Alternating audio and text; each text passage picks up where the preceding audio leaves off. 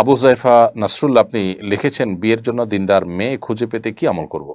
বিয়ের জন্য দিনদার মেয়ে খুঁজে পেতে আপনি দিনদার সার্কেল মেনটেন করবেন।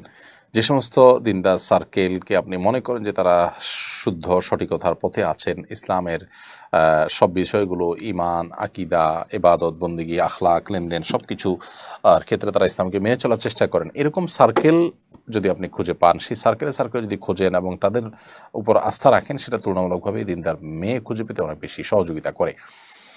এর বাইরে ছেলে হোক আর মেয়ে হোক, এরা নিরূপণ করার ক্ষেত্রে যারা সংবাদ দিবেন তারা কতটা বিচক্ষণ, কতটা অভিজ্ঞ, কতটা গভীর দৃষ্টি সম্পন্ন, ভালো মন্দ পরখ করতে পারেন, সে বিষয়টা গুরুত্বপূর্ণ।